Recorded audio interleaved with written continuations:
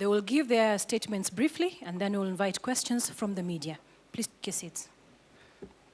The bond of friendship and cooperation between our two countries has been deepened today with the signing of a number of agreements.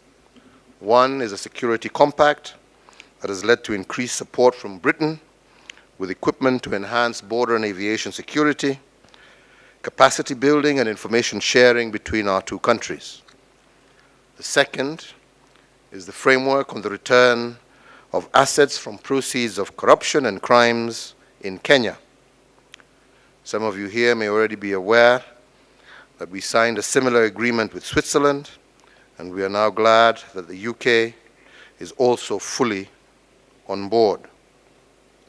This is because fighting corruption is an important aspect of my own legacy program, together with the unity of the country and the attainment of our big four centered around investment in housing, manufacturing, security, food security, and universal health.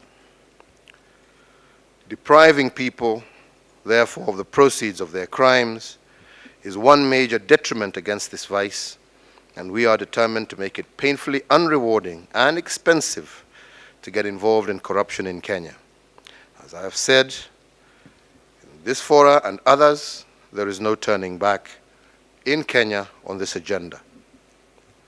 We have also had the opportunity to discuss other matters of bilateral interest, including market access to the United Kingdom for Kenya after Brexit, and we welcome the Prime Minister's assurances that the current duty-free quota for Kenyan exports will continue after Brexit.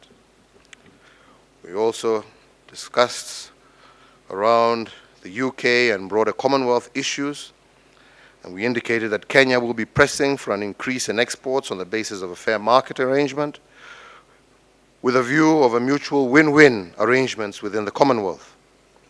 We also agreed to continue cooperation in security matters and in the war against terrorism. And as you know, this is an area where both the United Kingdom and ourselves have worked closely on, and as a result, we have seen a diminishing of terrorist threats in our region that still remains vulnerable.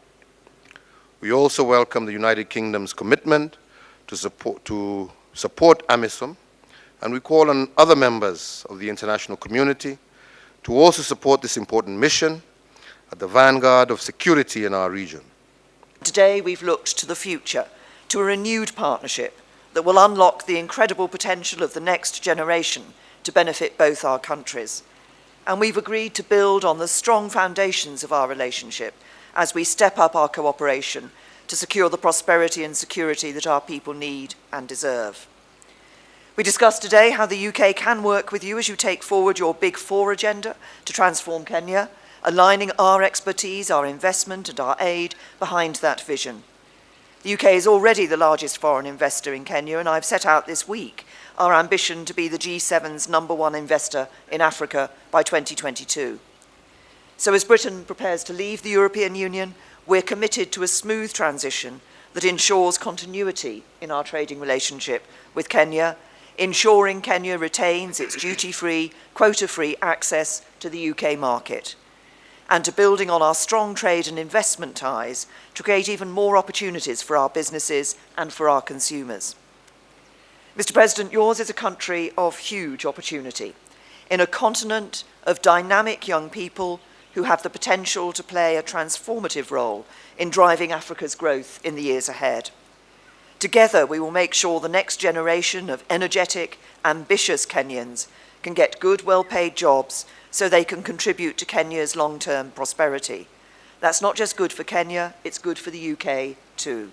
And we'll work with you and with governments across Africa to make sure your young people have the skills that business on the continent need to drive economic growth. This is a partnership for opportunity, but it's also a partnership for our shared security and stability. And today we discuss the work we're doing together to make both our countries and the world more secure.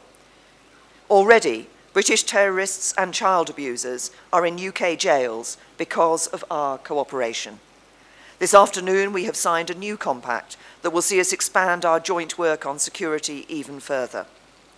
The UK is no longer just training our own military in Kenya, but training with Kenyans to promote stability in East Africa and beyond, and to build the continent's capacity to overcome its own challenges and deliver its own security.